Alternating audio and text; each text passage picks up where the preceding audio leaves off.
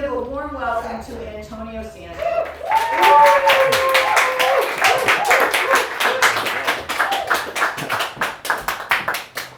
And probably more importantly, Rico Ramirez too, my good friend, compadre. Yeah. So thank you all for joining tonight. We're live on the, what's this thing called? The web, what's it called? Internet? Internet, there we go. Some new thing. It'll be gone in a few years, just like everything else, except for the native plants. So a lot of what we do, Rico and I don't want to speak for Rico, but a lot of what we do, whoa, we're already getting, oh, it's all good. I'm on delay. Like physically, I'm on a spiritual delay. So in important events, it's always good to start off with either some poetry, some remarks, or even a song. So Rico and I got to meet each other about 2013 out at Rancho Santa Ana Botanic Garden, working with a bunch of native plants in Claremont. And I like to think we're the same age, but we're not. He's definitely way younger than me. But he's an amazing botanist with Caltrans, helping a little bit with the Liberty Canyon project, with the crossing that's going over. And I've been working with native plants for 15 years, and I got to show Rico just a little bit of what I know. He really didn't need much help. But more importantly than working together at Rancho, we got to start playing music together. And we both have strong spiritual ties to music, to native plant music. So we're in a band. It's a very horrible band called Sage Against the Machine. We play nothing but California native plant songs.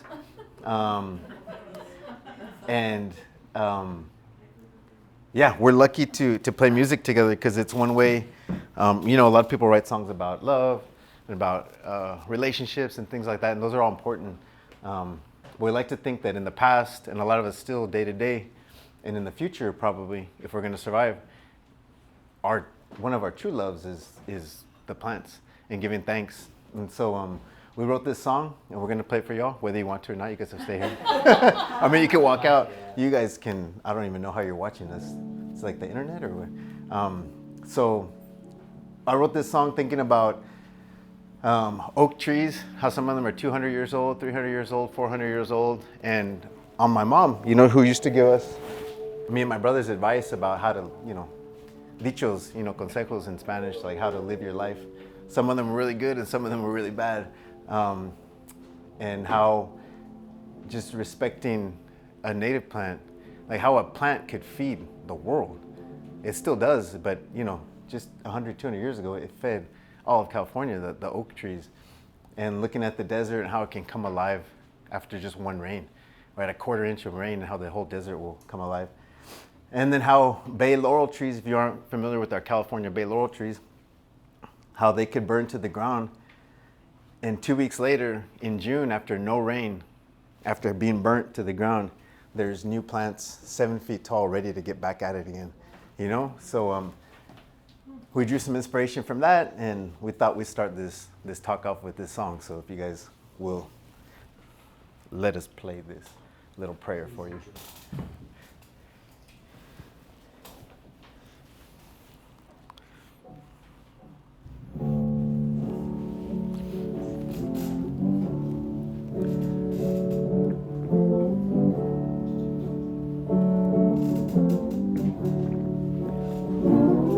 Called I Want to Be a Native Plant.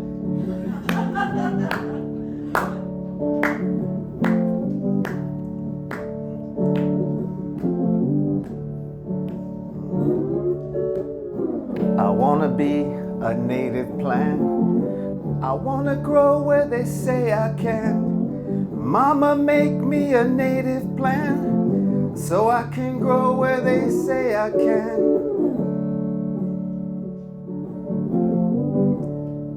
When they say I can't, when they say what my mom used to say, she said, the first step is always the hardest.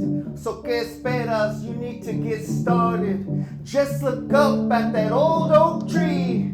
Years ago was a little baby, then 1 foot tall, then 2, then 3.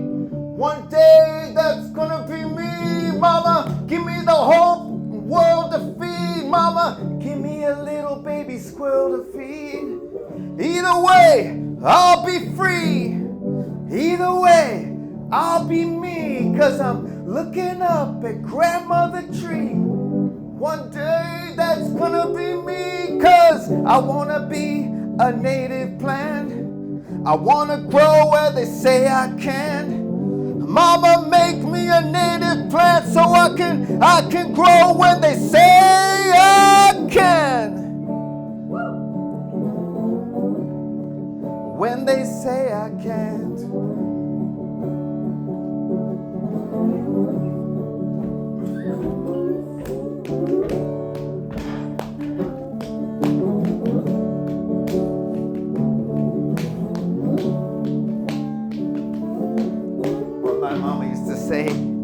What she say? She said, a little poison will not kill.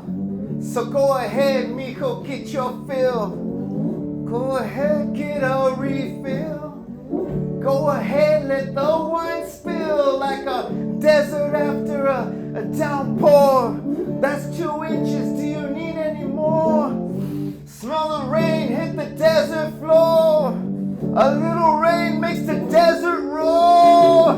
All the hippies, even Al Gore, they're taking pictures, they ask for more. But too much rain becomes a bore.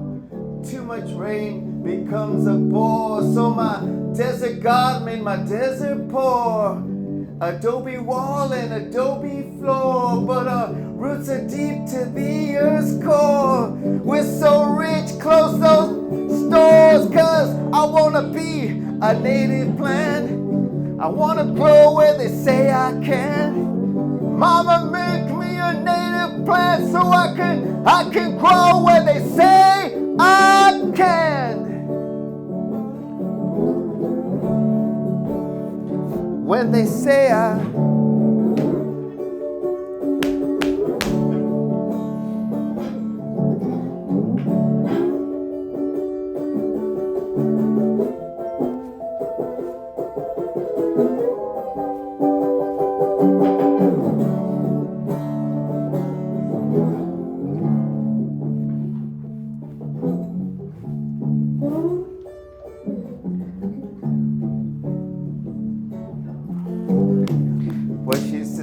She said, look ahead or you'll stay behind, mijo. Get the past out of your mind, mijo, like a bay tree that's burnt to the ground. She wakes up and looks all around. None of her sisters are to be found. The birds are quiet, not live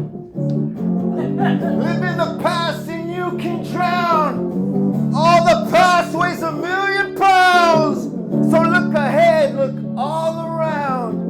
A new forest rising from the ground. And next to you, a little campground. A little family, proud and brown.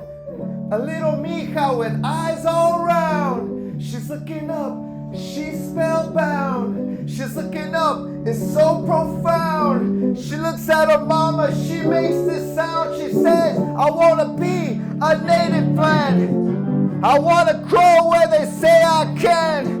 Mama, make me a native plant so I can grow when they say I can't. When they say I can't, always grow when they say you can't. Always grow when they say you can't. Always grow when they say you can't. Always grow when they, always grow when they, always grow when they say you can't.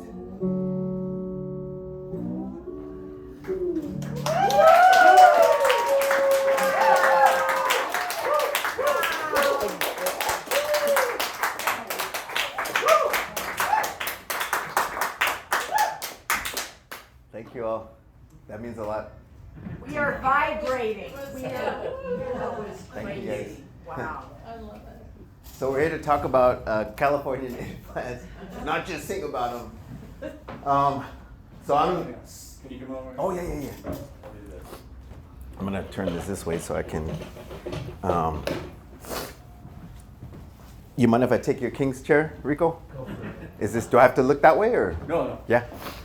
So I'm super lucky to be working with native plants. I've been working with them for over 15 years.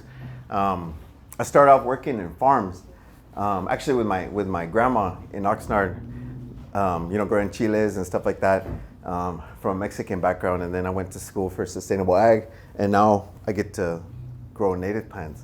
And so I'm super lucky to be doing what I do. I work at the Santa Monica Mountains, which is a national recreation area. I don't work for national parks like Yosemite or Sequoia.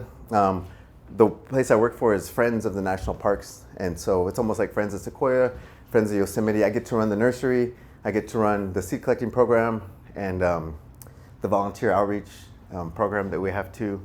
We grow over 50,000 plants a year for restoration.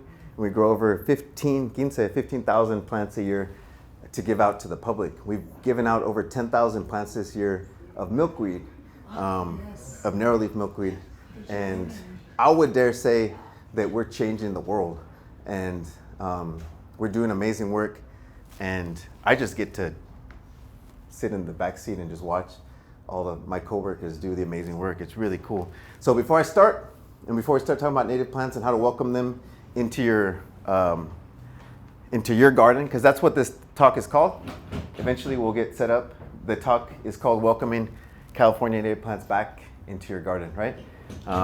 Maybe not all the ones that were in your garden or even your apartment or your school garden or whatnot, but welcoming them back.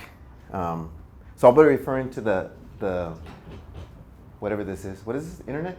The computer. But before I start, I have to give thanks to the farmers I learned from, amazing biodynamic, organic, conventional farmers I used to work with. I used to work at the Theodore Payne Foundation. Me and my primo, a very good cousin of mine and a very good friend of mine, apart from that, we used to have Nopalito Native Plant Nursery in Ventura County, which is a retail nursery that we ran for 4 years. I used to run the nurseries at Rancho Santa Ana Botanic Garden. I used to work at the Santa Barbara Botanic Garden.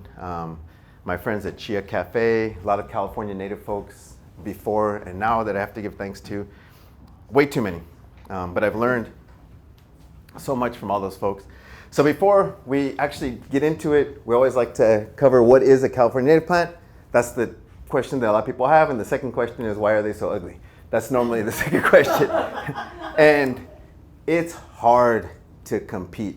I will admit, when I first got into native plants, it took a lot.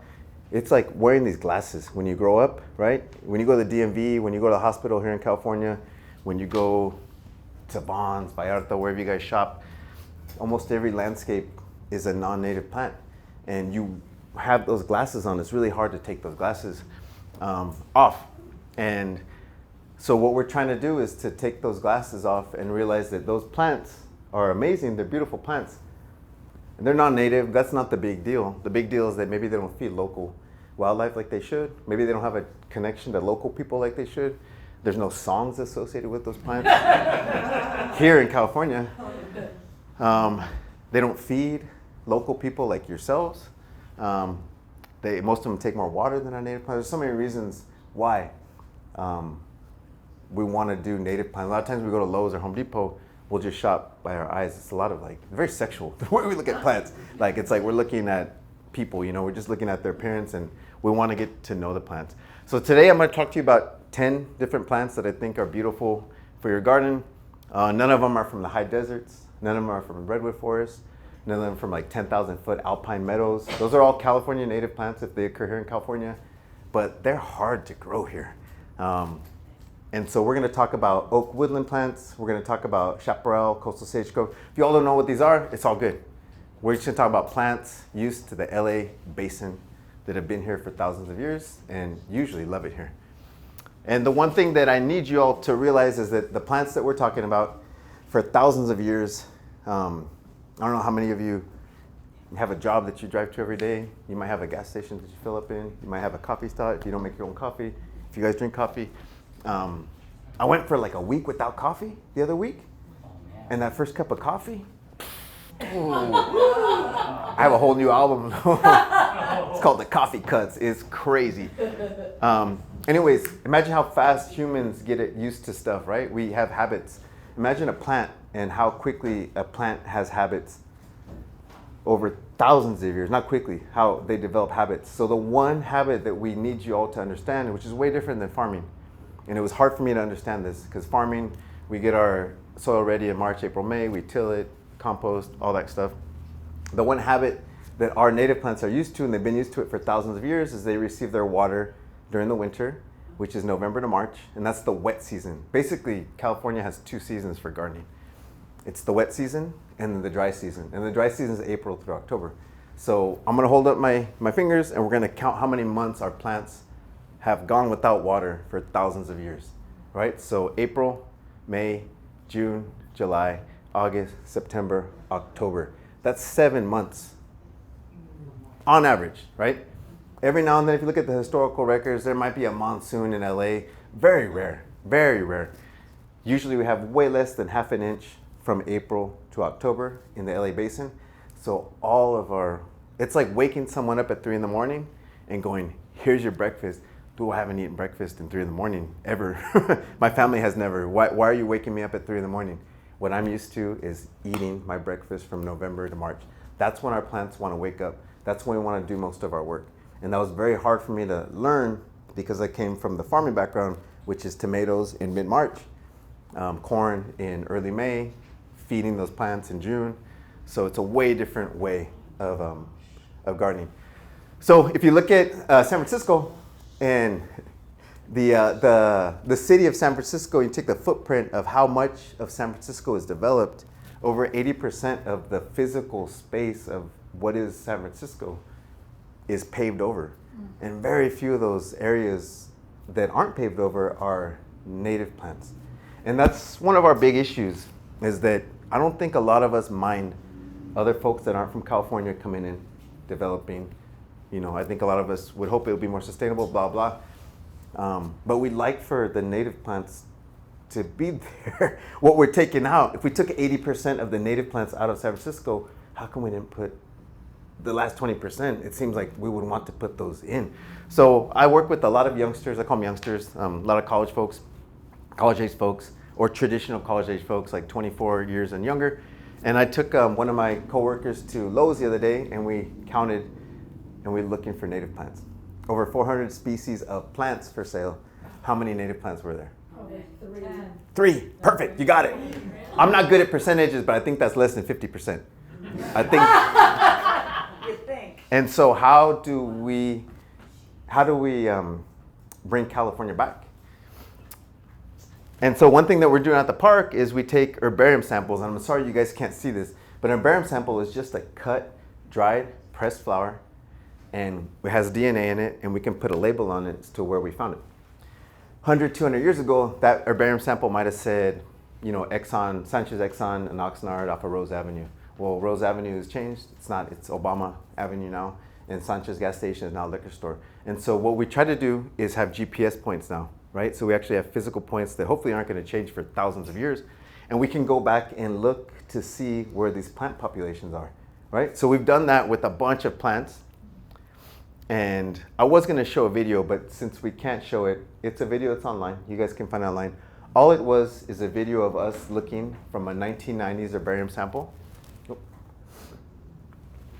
And for the PCH, the 1 freeway on Malibu, and one of my coworkers last year looking up online an herbarium sample, and it said there's about 500 milkweed on this property on the 1. And this property is going, so milkweed, I'll get into milkweed. So this property is slated for development, and this is in the 90s. And so she went physically and she took video, and it's all storage now, which is fine. I think some of us would be like, development is fine, but are we mitigating, are we putting anything back? There's no milkweed there. And so those 500 milkweed plants that monarch caterpillars could eat from are now gone. And so we want to use that as proof to inform what we do, right? When we plant in our gardens or we plant in restoration, we want to have proof. that this is what used to grow here, this is what can grow here, this is what should grow here. And not to be all negative, things can change. So California is a big state. I think there's like 40, 50, 60 counties in California. I have no idea how many counties. I just made that number up. It feels like. So Ventura County, where I'm from, is the only county in California that currently bans the sale of tropical milkweed in all retail and wholesale nurseries, which is amazing. And that's only happened since June 8th. So it's only happened for about 2 months. And the reason it's only happened is the state of California recently named it on June 1st. Excuse me. So about 2 months ago, they said it was a very noxious weed. And our county, our agriculture commissioner, took it upon himself and said, we're going to stop selling tropical milkweed. And the reason we're going to stop selling it is because we know that it stays awake all year. It never goes to sleep. It's like a Jack-in-the-Box. Have you guys ever seen Jack-in-the-Box? 24-hour Jack-in-the-Box? You shouldn't be eating that French fries at 4 in the morning, but they're open. And if you got the munchies, it's a bad idea. It's a reason that liquor stores close at 2 a.m. so you can stop partying. So the tropical milkweed doesn't stop partying. It's a 24-hour casino. It's from the Midwest. It's not native to California, and it doesn't get cold here, so it doesn't die back. And we're finding when plants die back, a lot of times what they're doing is they're taking a bath, right? They're washing themselves of anything dirty. And our milkweed can get an OE pest. I don't know what OE stands for. It's a very, very long word. But it's a pest that our monarchs can carry, deposit on the leaves, and then the next monarch can come. And it kills thousands, probably hundreds of thousands of monarchs a year.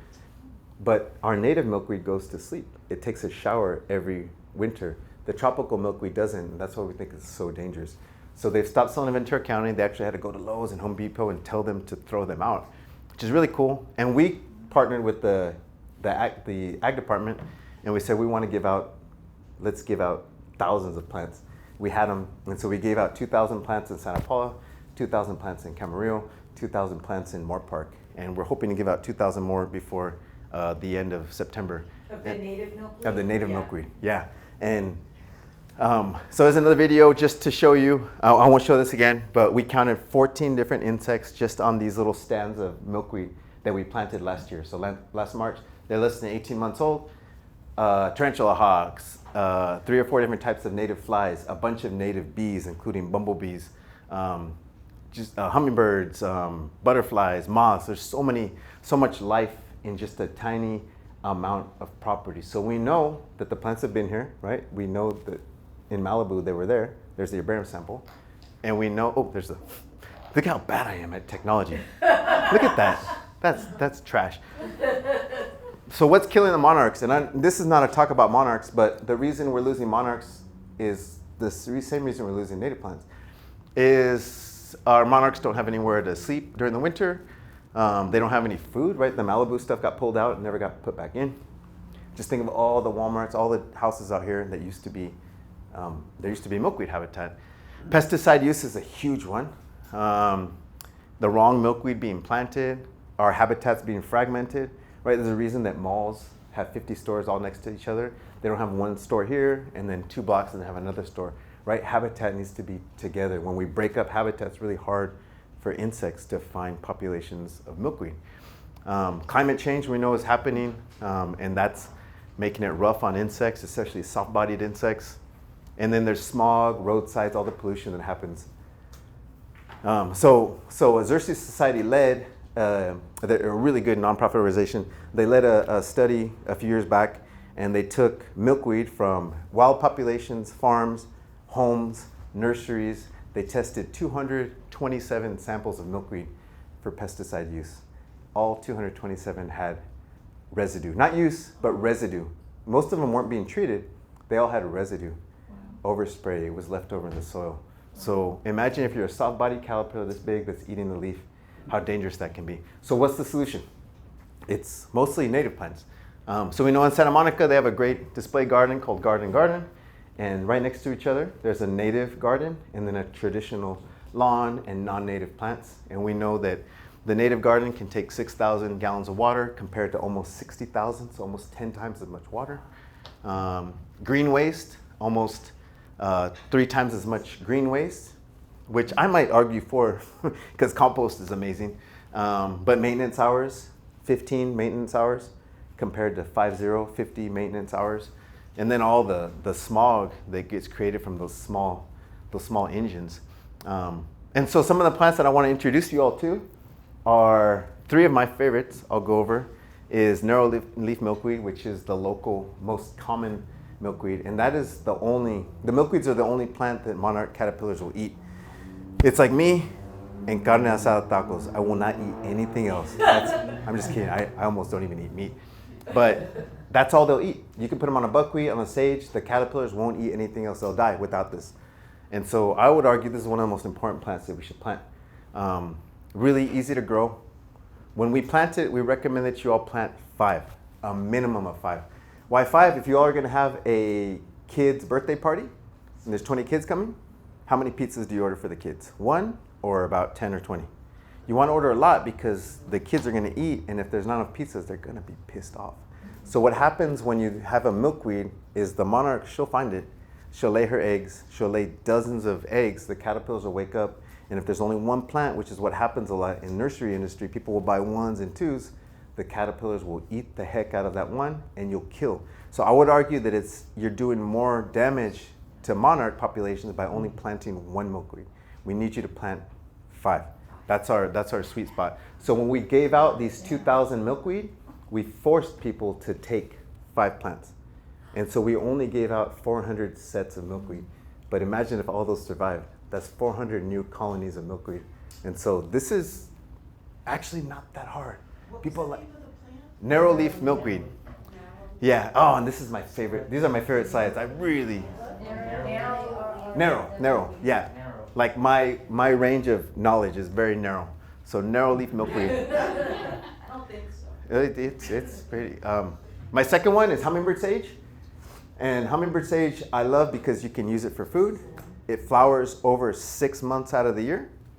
And it's a great plant for full sun to part shade.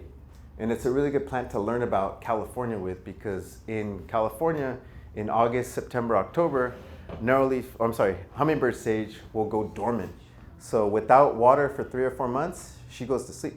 And in native nature, it's almost hard to find the plant. It's so dry.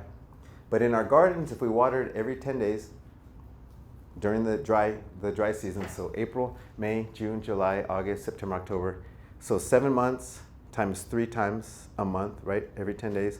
So all we need to water is about 20 times a year, and we can get it evergreen like a lawn.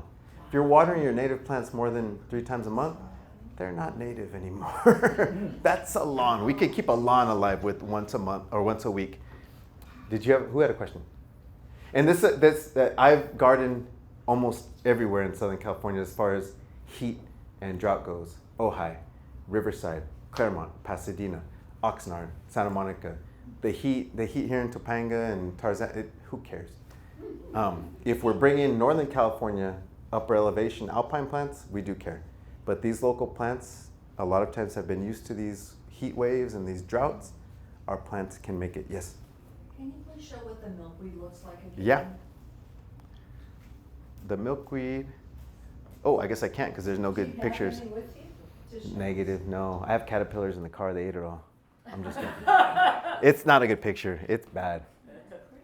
It's pretty. No, that's hummingbird sage. That's hummingbird sage. Okay. Yeah. We had it in our children's garden though. It looked really nice. And so the third one that I really like is the only one that's not local. It's not native to Southern California. It's more central than Northern California. Is Coyote Mint. And the reason I put Coyote Mint on here is because it's a phenomenal food plant for monarchs. And so what we're trying to do is not just have beautiful plants, low water, but we're trying to feed local things too. And so Coyote Mint starts in Central California, goes up to Northern California. And what insect is traveling that way during June, July, and August? The monarchs. And so you can actually almost see the footprint of the monarchs go where the Coyote Mint is. Really easy to grow. It's almost like an oregano or a thyme. If y'all have ever grown that, kind of goes dormant during the winter. You cut it back to the ground. Comes back in March and April. Beautiful plant. Easy to grow for. How many times do you water that a year? 3 times a month during the dry season. Yeah, at the most, right? Because remember, these plants are alive with no water. And so all we're trying to do, so let's put it this way. I can live for a week without water or food. I don't want to, but I can make it. But if you were to give me water once a day, I'd be fine, right? As long as I'm not exerting myself. And that's what our plants do during the summer. They're not going crazy and flowering like crazy during the summer. They're kind of frozen, almost like a bear hibernating. So all we're trying to do is just give the bear who's hibernating just a little snack. We're not trying to make them grow crazy, because we know the crazy time to grow is November through about May. Through June to about October, we're just trying to let them kind of relax, maybe a few extra flowers. Cool. And so those 3 plants I just shown you are perfect for pollinators. The milkweed is great for tarantula hawks. Tarantula hawks love that plant. The hummingbird sage is perfect for hummingbirds, and then the coyote mint is perfect to feed your monarch, the adults, right? And so how do we attract pollinators to our garden? Besides planting native plants, we want to plant in big groups, right? Instead of one here and then one in your neighbor's garden, let's plant groups of 3, 5, and 7. A lot of times insects can sense color, and so we want to plant in those groups of color. We like to have something flowering all year round. I'll show you all a few plants that flower in December, January, February, which is a hard time to find native plants flowering, and then late, which we call September, October. We're trying to have something all year round for, not necessarily for every pollinator, but something flowering all year round. We don't want to use any chemicals or pesticides. We want our gardens to be messy and uneven, because our insects like to hang out. It's like playing hide and seek. If you have hide and seek in this very modern Brad Pitt house with one table, one sofa, and nothing else, if you're a kid, you don't have anywhere to hide. That's a crappy place. It's like a lawn. That's what a lawn is. But if you have a slightly messy house with 5 kids and the dishes are here, it's great for kids to play hide and seek. And that's what our insects want to do. They try to hide from other insects, or they're trying to hide from birds or squirrels. So give your insects, give your pollinators, your hummingbirds, uneven areas, slightly messy areas to play hide and seek. That's what they're trying to do. It's a bad analogy, but I think you guys, no leaf blowers. Imagine if you're a tiny little monarch sleeping and you come, I'm pissed off enough when a leaf blower comes in at 7 in the morning. Imagine how a monarch caterpillar is. So no leaf blowers. Light pollution at night. If you all could reduce the amount of light pollution, especially for moths, a water source, if you don't have a problem with mosquitoes, for small birds to come and drink from is amazing during the summer. And then small or taller shrubs that are kind of uneven, like 5 foot, 10 foot, 15, for our birds to hang out and perch and not be on the ground, right? They can kind of see stuff, attack the insects, and then hide from cats and stuff. And so unfortunately, we can't see this, but this is a phenomenal native plant. But in this map of California, we can see these blue dots, and those blue dots correspond to where that plant is. It's up on the other side of Bakersfield, the other side of the Sierra Nevadas. It's a really hard plant to replicate here in California. So when we do local plants, we like to look up how local they are, and we like to see maps that can show us where their distribution is. If a plant occurs native to San Diego, Bakersfield, Oxnard, and San Francisco, that's a lot of different areas. That's like a human who lived for a while in San Diego, Fresno, San Francisco. When you get to live in all these spots, you're pretty well adapted and you're kind of not scared of anything. But you can tell when someone grew up in Beverly Hills and that's all they kind of did was gymnastics and like hot yoga, and they go out to like Compton, no me gusta, right? So that's what we're trying to do in our gardens. I don't know what your garden is, but if we know a plant occurs in all these different areas, there's a really good chance it's going to be successful. And I take this to the bank. If we have wide-ranging species in dozens of counties across California, almost always we can guarantee it's going to succeed in Southern California. They're very, very easy. It's when we have plants that occur in one county on granite rock in one town, that's a hard plant to replicate in Fresno or San Diego or San Francisco, right? Because it's thousands of years has only occurred in that one spot. And so yarrow is a great early flower. I've seen it flower in January, but it's more February, March. And this is where we like to encourage people to do maintenance on their gardens, because if you can maintain your garden, it flowers longer. So all plants are trying to do when they flower is basically, well, 2 things. They want to have sex, but they want to make kids for the next generation, right? And so they're setting seed, the seed will drop. But what happens if they flower and then you come and cut the flower before they set seed? Most small plants, not big oaks, but most small 2-3 foot plants will say, I have the energy, I have the water because you're watering me every 10 days. I have the resources to flower again. I'm going to try to basically have sex again and then make seeds. And so what we see is repeat blooms with our small plants. We'll see it with Hummingbird Sage. We see it with Coyote Mint. We see it with Yarrow. And we see it with Solidago, which is California Goldenrod. So Yarrow is early January, February, March into April, May if you're deadheading. So if you're removing those spent flowers, the key is don't let them get pregnant. Just let them go have fun at night. Right? It's a fine line. Yes, it's a very fine line. And what we do is every 2 weeks. We're cutting off dead flowers every 2 weeks. If you just go and cut dead flowers every 3 months, it's too late. A lot of them have set their seed and they're not going to flower. You can cut the flowers off, but they won't respond because they know my seed has already dried. And I don't know that you cut it. I just think a bird dropped it. And the seed is in the ground, and I'm good till next year. So same thing with Solidago. California Goldenrod will flower again, will rebloom if you're deadheading it. This guy, in some places in our mountains, haven't even started flowering yet. So July, August, September, October for this guy. And I'll be happy to share this PowerPoint with you guys. Getting into bigger plants. So most of those plants were 2 feet tall, 3 feet tall. The California buckwheats are probably our best plants for summer flowers. And you can close your eyes and just listen to the plant. In June, July, August, this plant attracts so many things. It's just such a loud plant. The buckwheats are great. And I don't know if y'all could see this, if your eyes can sense this, but see all this blue right here? All those blue dots are where it occurs naturally. This guy just occurs everywhere in our deserts, out in Vegas, down in the Baja, up in San Francisco, out to Fresno. It's a very adaptable plant. Excellent, excellent plant. Here's a few more slides that aren't really good unless we could see them up close, so I'm going to skip over these, unfortunately. Antonio, so if you can send this to us. Yes, yeah. Okay, and then what I can do is I can email it to everyone when they get the video of the talk. Yeah, so no problem. So everybody will be able to see this. Should we charge? We should charge extra for that. Yes, absolutely. An extra $25, please. I want to make sure if we have any questions, I want to be able to answer them. So our black sage is our easiest to grow native sage, apart from the hummingbird sage. The hummingbird sage is kind of a different plant though. Of our shrubby sages, which are like rosemary and lavenders, our black sage is easiest. And if you could see this, down in the Baja, San Luis Obispo, San Francisco, it occurs in a lot of different areas. It works in full sun in Riverside. It works under oak trees. It's the most shade tolerant of the shrubby sages. Excellent. I love white sage, and it's one of the most sacred plants we have. But look at this distribution. It stops in San Luis Obispo.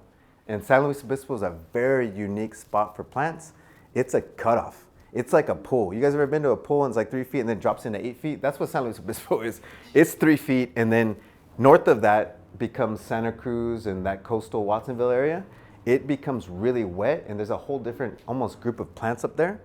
And south of San Luis Obispo is a lot of straight up almost desert plants. And so Salvia apiana, white sage, people usually have a hard time growing because they water it too much, and it doesn't remember. For thousands of years, it doesn't understand what you're trying to do. But black sage can tolerate it because look at where black sage is native to. It's native to San Francisco, and San Francisco has a historical rainfall of over 20 inches of rain a year compared to the LA basin, which is about 12 to 14. So when we're deciding what plants to use, we're trying to pick locally what we think will grow. If you have a irrigation system that will go off once a month, white sage is your plant. If you have an irrigation system that goes off twice a week, black sage. White sage will only live for about 2 or 3 years and then it'll die. The gooseberries, the currants, these are all edible. Some of them are really good, some of them are horrible. Golden currant is my favorite. It's very easy to harvest, very easy to eat. But these flowers show up around Christmas. They're going strong in January, and you'll still find them flowering on Valentine's Day. And then the fruit comes around April and May. So an excellent hummingbird and monarch plant, nectar plant, early, or if we want to call it late. What are the dates again? So Christmas to about Valentine's Day. It's really rough dates, but it's December basically to February. And you can see, look at this distribution, up towards Oregon, out towards Reno, San Francisco, here in Southern California. It's a nice wide distribution. And Bladderpod, one of my favorites. This is a weird distribution. Most distributions go up the coast. This Bladderpod goes across California. So it goes into Arizona and Nevada, which is really weird. It's kind of following the heat. So we can make the case that if global warming and climate change happen, that Bladderpod won't care because it's already living in Phoenix and Nevada.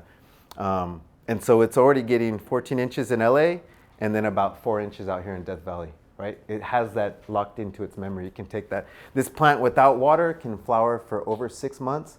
With water can flower all year, which is amazing.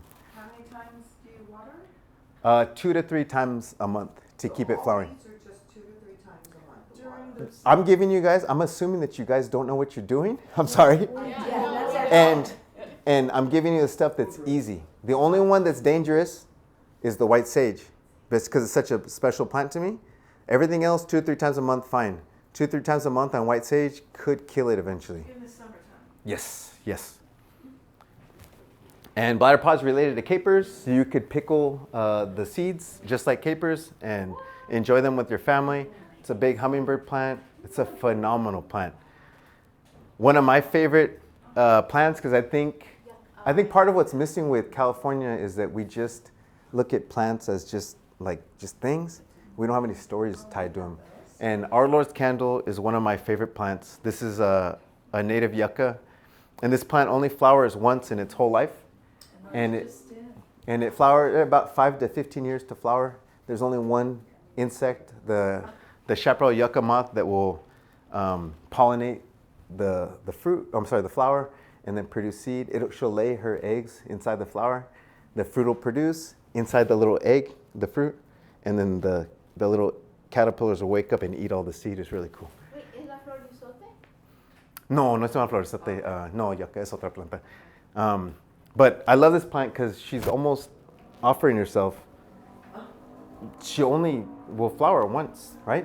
And that's it. And so the fact that there's this relationship between the yucca, and it wakes up around April and May, which is probably one of the prettiest times in California to wake up and just look at all the hillsides. It's really, really pretty. Deergrass is another great plant. You can find it all around the freeway. Caltrans use it. No offense, Rico there.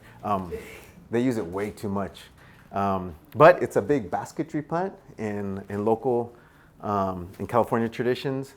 But it's a really good placeholder. It's a really good kind of structural, architectural plant. And it can grow under oak trees in full sun. In Phoenix, they're using it. Can you repeat the name? It's deer grass. Okay. And this was the slide. I'm not going to click on this, but this was to take you to our purple needlegrass, which is our state grass, to show you where it occurs in the map. And it occurs nowhere in the Central Valley because the Central Valley is just full of farms. But we know the Central Valley used to be wetland areas where all the birds used to pass through on their migratory way. A lot of flat areas where there's probably a bunch of milkweed and a bunch of grasses. Over 90% of the grasses in California are gone. And so we like to encourage folks to plant native grasses because we know that they're low water, 10, 15, 20 feet worth of roots sometimes. So they're aerating the soil, they're sending the water down into the water table sometimes, and they attract local wildlife. And so what we do at the park is we'll plant 5,000 oak trees, but we can also restore our gardens. There's a 10 by 20 foot garden without a lawn can attract hundreds of tarantula hawks and monarchs and feed them. And it's almost easier to do in your garden than what we do out in the miserable native nature where there's no water and it's pretty rough out there. And so we like to promote urban restoration, which is in your apartment, in pots, in your front yard. 2 more plants. If I could force all of LA to plant a tree in their garden, it would be Mexican elderberry because the fruits are healthy. They're edible. You can make wine out of them. You can freeze them and eat them. People use them for medicine. It's an amazing pollinator plant. All these little berries were one-time flowers. So bees, moths, butterflies. It's a musical plant. You can make clapper sticks out of the elderberries. It's a low water plant. There's a gentleman in the Santa Monica Farmers Market who sells fresh elderberries. It's just a great plant that we used to have a lot more of. You can see all those. It's hard to see that. I'm sorry. How tall does it grow? That's a great question. So elderberry, I think minimal should be 8 feet. And up, when it's happy, when it has a water source, it could be 30 to 40 feet. So here's the thing. Here's the thing. It goes, without water, it goes pretty dormant. In a water source or in a lawn, it's evergreen, right? And if you see elderberry, so this is the ground, there's new water shoots coming up. When you see a plant like that, like willow or that bay, you can cut that to the ground, replicating a fire. It's called coppicing. You can't coppice an oak tree, right? There's no water shoots on an oak tree, but on a sycamore there are. And so you can cut an elderberry to the ground and it'll come right back. Usually you don't have to do that, but when a plant shows you that, it's very flexible. And so you can almost do whatever you want to it maintenance-wise, right? So you don't have to let it get 30 feet tall. You can keep it about 8 to about 15 feet tall. And then the last one that I would, after everyone plants elderberries, the next one I would do is Toyon, because they almost flower at opposite times. Elderberry flowers about March, April, May. And then the Toyon's about June, July, August. And the Toyon, has these red fruits November to about January. They're edible. They're not very good. It's one of the few native plants that I eat regularly that I have to add sugar to. It's very bland. But I use them in yogurt with a little bit of honey, and they're awesome. But traditionally can be dried and used like in a trail mix. But they're great for birds. It's a great pollinator plant. It's one of the few bushes that is in full flower in July. So for pollinators, it's amazing. And all these plants, this is a great, Toyon can be 20 to about 35 feet. But I've seen them in Riverside get about 8 feet tall, like a column, if you want to do that. This is about a 6 foot tall topiary. A lot of our plants are super flexible, especially if you're watering 2 to 3 times a month. We're just giving them a little bit of hydration just to keep them a little bit flexible. Would it be a hedge plant? You could it's a great hedge plant. Very few native plants. What is the growth process on it? I mean, Like how fast? yeah, how fast? I would always start with small plants instead of big. Don't plant a big one because the big ones are usually they've been in pots for a long time and they take a long time to break out of the pots. The smaller a plant, it's like learning a new language. If you could teach a new language to a 3-year-old, like that. If you teach to a 50-year-old, hard because that the roots, remember, it's true. Plants are just like people a lot of times. The younger we can get a plant in the ground, she'll take off. So plant like a 6-inch tall Toyon if you can. And they should be planted when? We always plant our native plants November to March. Okay, so Yeah. November. Yeah. There's one exception. I don't even know if I want to get into it. But November to March is when we do almost all of our work. How far apart would they be? Well, it depends on how close you want them, how fast you want them. Fast. But about 8 feet. There's some videos online. I work for Samo Fund. We made videos on how to maintain your native sages, how to prune some of your plants, like how to coppice them to the ground. Those are all online. If you all are doing container gardening, it's way different than gardening in a garden, right? Or in a landscape. It's almost like a horse. A wild, if we want to call that a Mustang, a horse out in nature will survive on their own. You take that horse into a pen, you have to feed him, you have to give him water. But if you let that horse out early enough, they'll go out and survive on their own. But as long as you have that horse in a pen, which is what a plant is in a pot, you always have to feed with fertilizer and then you have to water. We don't ever do that in native landscapes, almost ever. We don't almost ever water or fertilize, but in a pot we fertilize 4 times a year. We give a lot of food because it's a captured horse, right? I think there's a slide of a horse right here. Yeah, there's a horse. So that's the best way I can describe it. If you have a native plant in a pot and it doesn't look good, it's because you have not given your horse any food or water. You have to give them. The second you put that in the ground, she'll find her way. It might take a year, but she'll get established. And then you don't go out and find Mustangs and give them food and water. They figure out how to do it. There's a few other tips, but I have no idea how long this talk is even. How long? What time are we?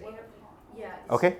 You have, So we're gonna do the yeah. Q&A, like 10 more minutes. Yeah, and me and Rico, if you guys are into it, we had one more song that we wanted to throw down. Let me see if I have anything else, and you'll be the first. This is on fertilizers, but We don't use fertilizer in the ground except for compost. And then we use that in February and March. Compost isn't even a fertilizer. It's basically like a multivitamin. Mulch is not a fertilizer. Mulch covers the ground. It keeps the weeds out, keeps the water in. Is it good? Mulch is phenomenal. Yeah. Okay. Except when it's around the neck of a plant, right? If you keep too up close to the plant, especially a chaparral plant or a desert plant. But mulch is awesome. Yes. I think that was it. So here's my email. My email is sanchezhorticulture@gmail.com. I could share this. Yeah, we like to do all of our plantings November to March because, and let me say this and I'll get to your question. If we can plant November to March, I would do November 1st. If you guys could put an alarm on your clock and say November 1st, and the morning of November 1st, all you should do is get a 12-pack of Bud Light and all of your plants, and then plant. I would do Budweiser, but it's too heavy. If you're gonna plant, put everything in November, because the days are short. It may rain once or twice, and what happens? Usually around January, we'll get phone calls. Hey, I planted in November. It's been 2 or 3 months. My plants haven't moved, and I'll go, that's great, and I'll hang up. But what's happening? The plants are getting rooted in, and she's busy developing a base. What happens in March? The days get longer, and she gets pulled up, and she has roots to support herself. What happens when we plant in March? The days are longer. There's no water in the ground.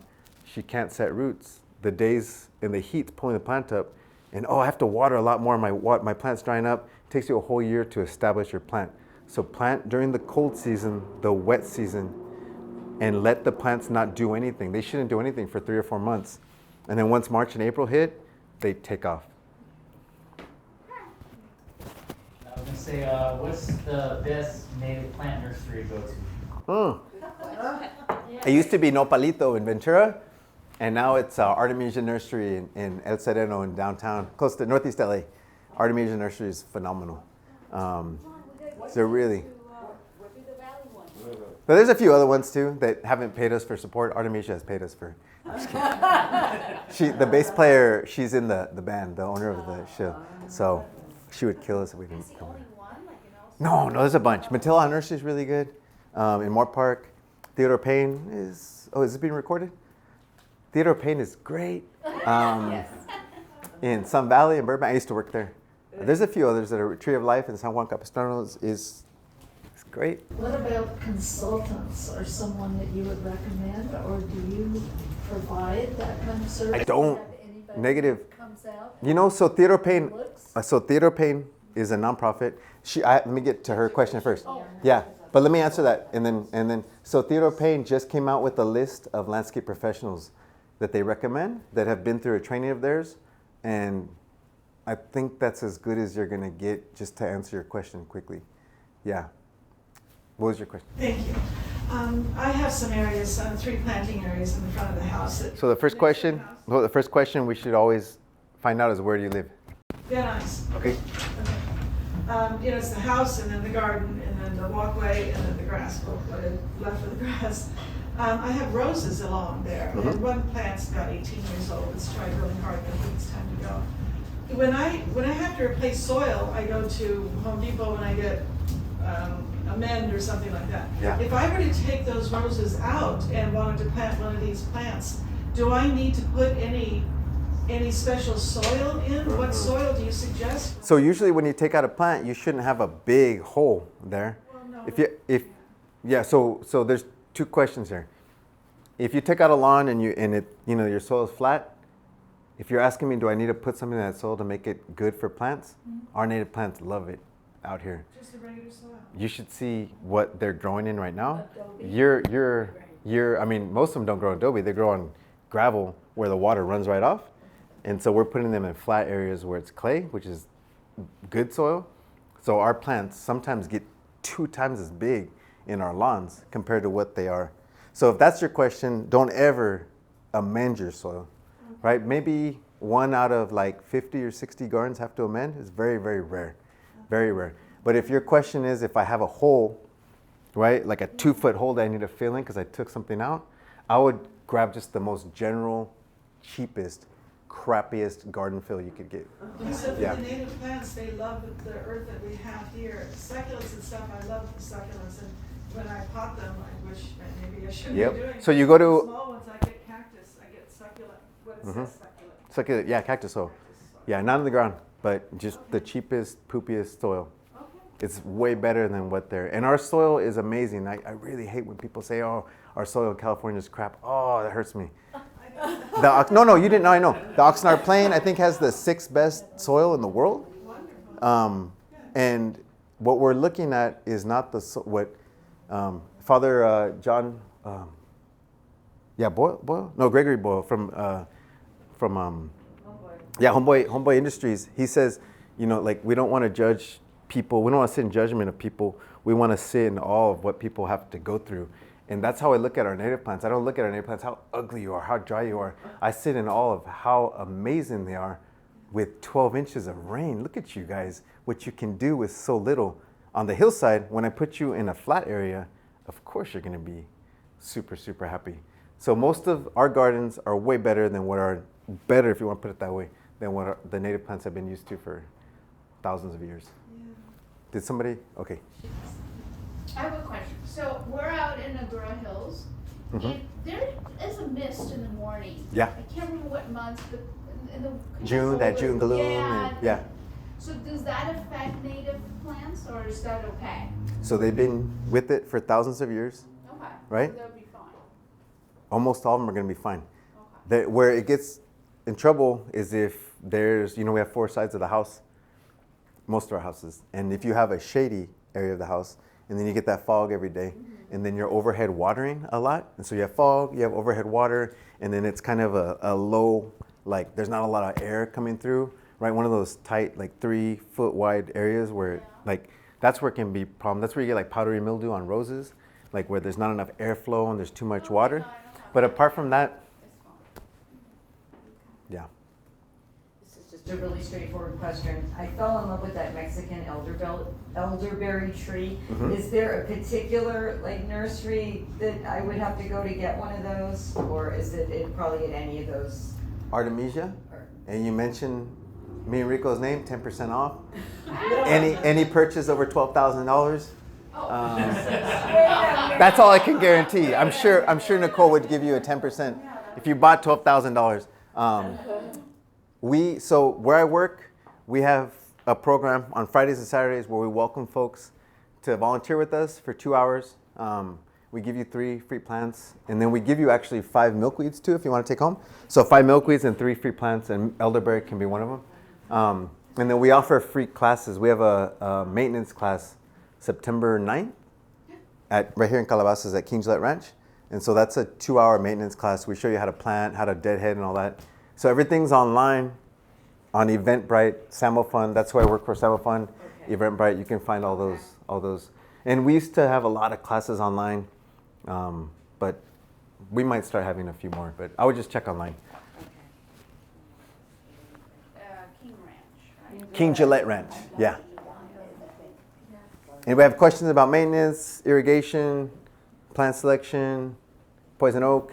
There are a lot of people in my neighborhood that are trying to go to that, but some of them put rocks down and then they leave it alone and all the weeds are growing up through the rocks. It looks like crap.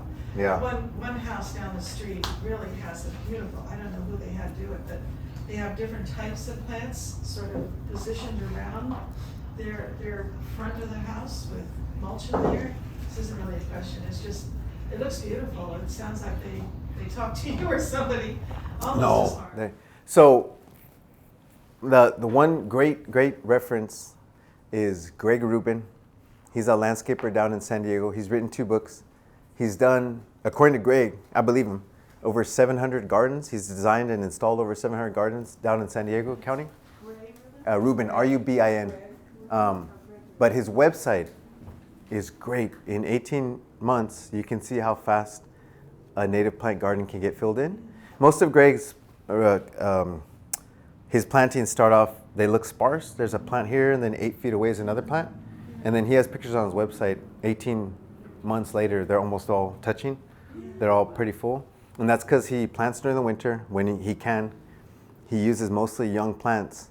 And then his secret, which took me a long time to figure out because I came from farms, is his secret is he waters 2 gallons the first time that he plants. And then the second time that he waters is 2 more gallons. And which is different from a farm where we used to lay out like plugs and then drip tape, and the drip goes on for 30 minutes and then we turn on 2 days later. And it's just water in here. 2 gallons is a ton of water. And I remember when I was starting, I'm well, Greg, dude, that takes forever. Like 20 plants takes me like an hour to water because you can't give 2 gallons. Especially clay soil it won't drink it, right? It takes a long time for it to absorb. And we either get the youngest guy or the newest guy on the crew. We just give them a hose and they're there almost all day watering our 200 plants that we just installed. But what does that do? It takes a plant and it sits water under it and it makes that plant chase the water. And it almost replicates what happens with our seedlings. In November and December, our seeds wake up with the rains and they drill and they follow the water. And once the water leaves, they stop. And so what too many people do is they just water here and the pot that they just planted dries out, right? There's not enough water. There's no water for the plant to chase. I guarantee you guys, if you could take the time, it takes forever. But that's what we do at the park. We do 2 gallons each plant because that gets the water under and we don't have to come for 2 to 4 weeks because there's so much clay. There's the water, the soil just holds on to the water. And the whole time the plant's chasing, we come back 2 to 4 weeks later, we give it 2 more gallons, and the plant keeps chasing. And then we're pretty good. This is just a sad comment. Both of our neighbors on both sides have all artificial turf and concrete. I'm sorry. And these are big properties. Just breaks my heart. Sounds like a midnight project for me and Rico. Yeah. Where is this being recorded? That sounds amazing. Can you tell us why we shouldn't use artificial turf? I'm not really an expert on too much of that, but if we use common sense, right? I'm not saying that you're not using common sense, but when it rains, the water's not soaking in. So it's probably runoff. There's no habitat we just showed that San Francisco's gone. And I mean, even a non-native plant will at least feed maybe like a bumblebee or something. Probably climate, like the heat. Can you imagine the heat that's being just bounced back instead of being absorbed with like a nice native shrub and some mulch? Also, I'm honestly, I don't know too much. I'm just kind of toxic remembering emissions because it's plastic. for what it was produced from. Yeah. That was a bad way of answering. Doing nothing. But you knew that. You set him up to answer. There you go. God, love it. Make me look like an idiot. I got it. Great. Thank you. Would you suggest drip irrigation? Oh, that's too much of a question for right now. So here's the short answer. Most people can make native plants survive with drip, but most landscapers are most really good native plant landscapers are going to pop up low water use sprinklers that can give out like 20, 25 gallons an hour. Sounds like a lot, but because that replicates more of a rain as opposed to like a muddy situation that drip can create really fast. Okay, so when you're watering every 10 days during November to March, you're not killing all the little bugs and critters and stuff on there? Well, you shouldn't be watering November to March, right? The rain should be watering on its own. Oh, I'm sorry, during the hot season. During the dry season, yeah, it's even more dangerous. Yeah, I'm sorry. The dry season, because you can keep a spot wet, right? It's like taking a spray bottle and just spraying someone on their shirt, just that one shirt, just that keeping that spot wet. It's really dangerous for some like white sage, just a wet spot. Just during the summer. So the formula we have is 10 minutes for drip every 10 days. If you can do that, it's very hard to keep a wet, like deep wet area with 10 minutes. And that goes for half a gallon, 1 gallon, 2 gallon, an hour. It almost doesn't matter. If there's no more questions, we would love to hear another song. Yes. You know hearing the song? Yep. We'd love to, yes. And, and I just want to mention to everybody that we will be sending out the link that's the recording of this. I will send it out with the PowerPoint that I know you didn't all get to see, which is gonna be super informative, and also the link to the website if people wanna take classes through the SAMO Fund that you mentioned and volunteer. Some free plants. We have a grant to give out to school gardens, low income churches, not low income churches, but we do low income churches, low income houses, food gardens, community gardens, anybody. If you feel like you can justify that we very rarely say no to people, and we have a limit of plants, but we have a program to give out those plants to the public. That's our goal, is to get out as many local native plants as we can, because they were here. Give us the milkweed seeds for the children's garden so that we could, and we taught all the kids about how those were the good show us milkweed those? and not the bad ones. I was, but this is a lot better. This is a lot better. Oh, this is awesome. I was freestyling it right here. It's when I didn't have this, I'm like, oh, how am I gonna do this? And it worked out. But when things are better, I do have a native food cooking class, which is, and this sage is one that I use for pesto, believe it or not. Oh, yeah. Yeah. Pesto. And then we use native onion if it's available. If not, we use garlic. It's amazing. Super. And then hummingbird sage, like honey. So this song, Super Bloom, yeah? So, this song is called Super Bloom. Because the Super Bloom is so, do you guys do like social media, like Instagram? Yeah. So, Why? Where you want me to look? so no, I don't want you to look at it, please. So when Super Blooms happen, Facebook, LA Times, Instagram, everyone has these pictures. Usually people like in these yoga pants or like way too tight everything, like in the middle of these fields with these super blooms. And that's great. People are enjoying California. But we don't ever see people in the same fields in August, right? And why wouldn't you go back in August to the same spot? Like, why do we only love California for her blooms? There's so much more to the plant. We can eat the plant, we can pray the plant, we can sing. And so we kind of wrote the song about the hypocrisy of the social media influencers and super blooms, because they just, Which sage is this one? that's a hybrid. So believe it or not, that's two sages combined in a garden. Someone had a purple sage and then Cleveland sage. Purple sage grows up and down the coast, pretty wide. That's the one that has the little purple, like. They both. Cleveland sage occurs in Baja and Cleveland National Forest. It's really hard to grow for most people, because think of Baja and Cleveland National Forest. It's like 10 inches of rain a year. But they got together one night. I think they went to a bowling alley and they. And what happens a lot of time with hybrids is you get the hybrid vigor. You get the best of both worlds sometimes. And so you get the smell of Cleveland sage, but you get the adaptability, the really easy to grow of purple sage. And it's such an easy to grow plant. Is lavender considered? Native? No. But it's, if you can grow lavender well, that's how we grow white sage. And people they overwater lavender and it gets woody and all that after 2 or 3 years. It's because most people don't know how to prune it or maintain it. That's how we maintain our sages, the same way as we do lavender. Okay. Is there an intro? You do whatever. I'll jump in whenever you're ready.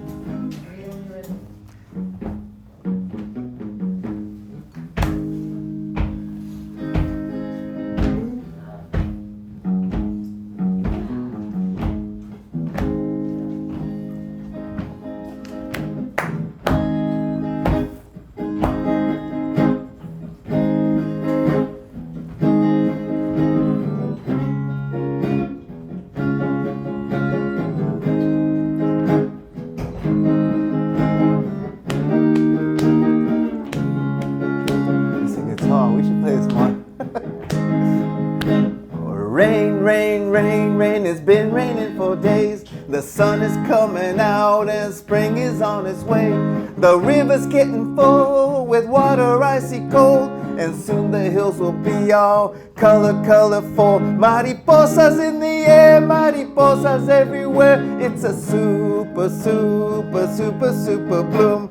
Super super, super, super, super bloom. The desert's full of life, full of sweet perfume. It's a super, super, super, super bloom. The desert's full of life as Mother Earth goes boom. Mariposas in the air, mariposas everywhere. It's a super, super, super, super bloom. Go!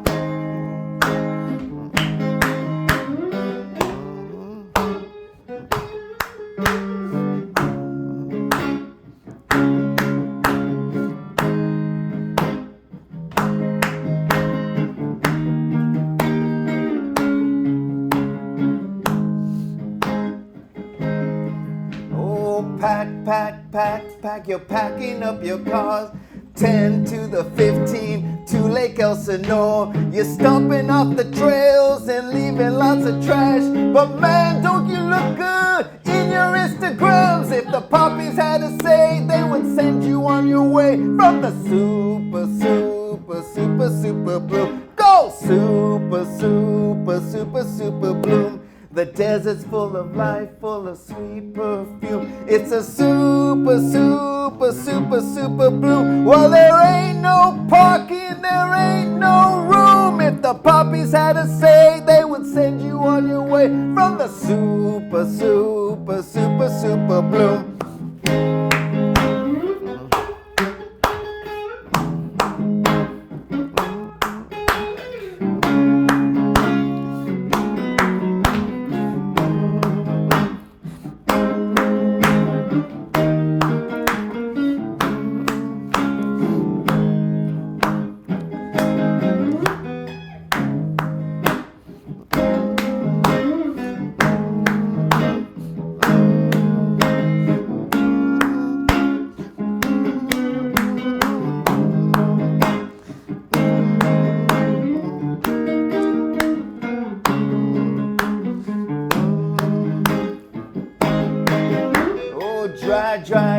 Dry, it hasn't rained for weeks.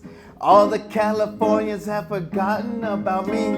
You probably moved on to your next big fad. Still watering your lawns and your tropical plants. If your heart and soul is true, then you'll follow this one rule. Go home, plant your own super, super bloom. Go home, plant your own super, super bloom. Plant your own, plant your own super, super bloom. It's a super, super, super, super bloom. Super, super, super, super bloom. If the poppies had a say, they would send you on your way from the super, super, super, super bloom. It's a super, super, super, super bloom. Super, super, super, super bloom. Super, super, super, super bloom. Super, super, super, super, super. Yay!